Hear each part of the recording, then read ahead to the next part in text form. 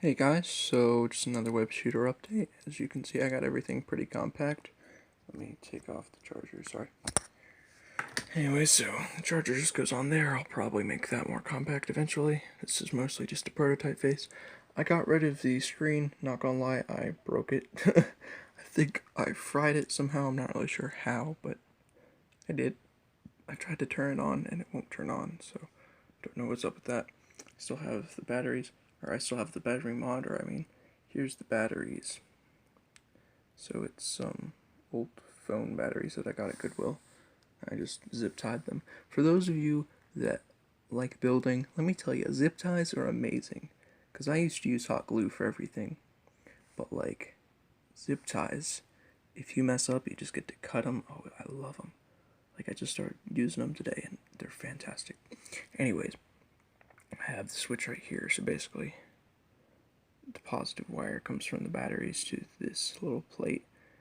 And then that little plate has a bar that sits between those two contacts.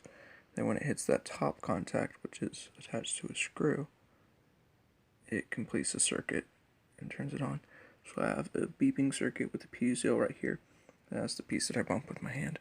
So you'll notice that the beeping is when it shoots. But you'll notice I can have this full range of motion. I can grab stuff, punch. I can even move my hand back quite a bit. But I just, so here's straight and then here's back. But when I get it back here, and these batteries are kind of dying because I just started charging them, but I think that's pretty cool. And then you can turn off the beeper with that, but I don't think I'll do that. What I think I'll do eventually is when I get proper, this is just kind of a janky system for telling the battery, it just gets dimmer. What I think I'll do is have it to where it is like a bar that goes up and down. There's a way to do that, so I'm going to try to find a way to do that, and then what I'll do is each LED will have a transistor wired in parallel with it, and then that transistor will turn on. These little alarm circuits have a magnetic sensor, and those magnetic sensors, whenever there's a magnet near it, it turns it off. So what I'll do is I'll have another one of those circuits, or maybe this one too, and I just won't have it beep when I shoot. Or maybe I still will, I don't know. But what I'll do is I'll have the transistor in place of the magnetic sensor, and so when the battery gets to a certain length and the transistors aren't being powered, it won't be passing through. I'll use it like a transistor switch. So when the power isn't passing through, then it'll start beeping. So that'll be like my notification that the battery is low. Sorry if that wasn't really clear, but I'm not really sure how to explain it. But yeah, I think that's not too bad. It's pretty small. I'll just mount the solenoid on there, and then I'll have the cartridge, which will be a 1 ounce flask. Like I said, those things are still coming in from China, so we got a couple weeks until then. But till then, it's a new trigger design. Like I said, it's kind of dying, but yeah. Ta-da! Not too bad. It's pretty small, so it's kind of bulky around the wrist, but not too big. Anyways, thanks for watching, and yeah, bye.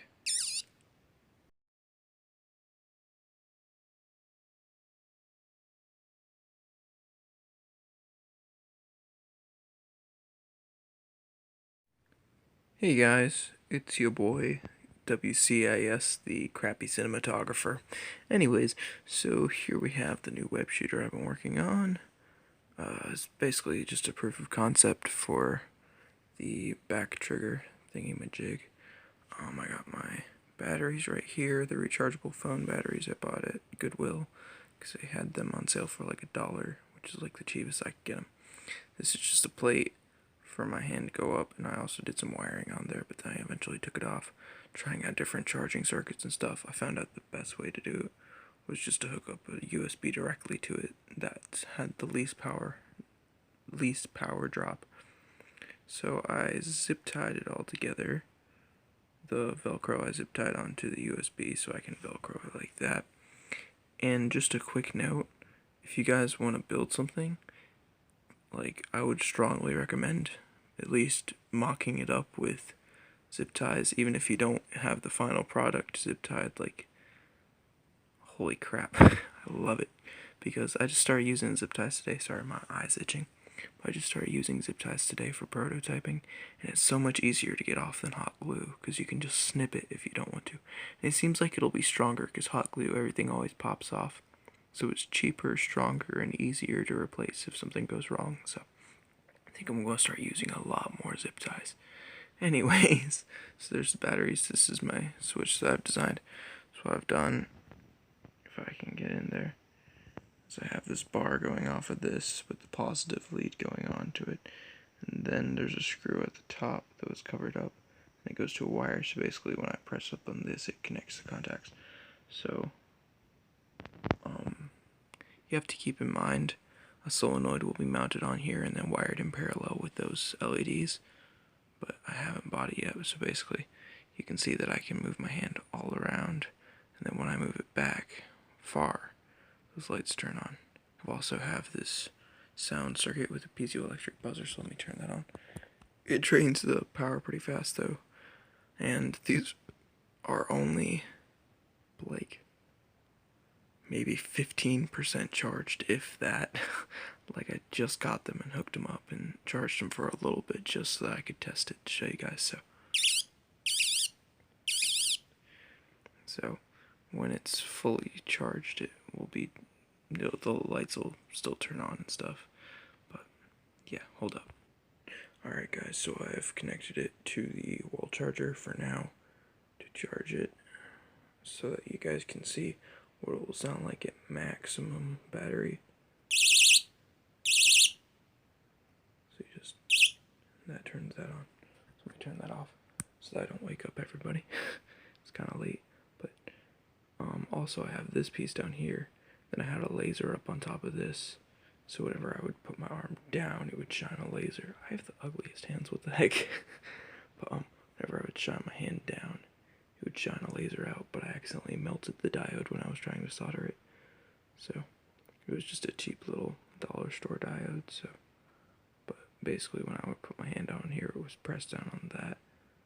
But I'm trying to avoid getting like a big old trigger in the middle of my hand, so I think that was a pretty happy medium. So I went like that, and then the laser would come up and then go like this, and the lights and the solenoid will open so I can shoot it. I'll probably have the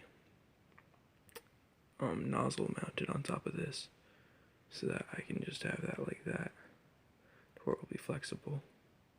That was such a good explanation, that like that.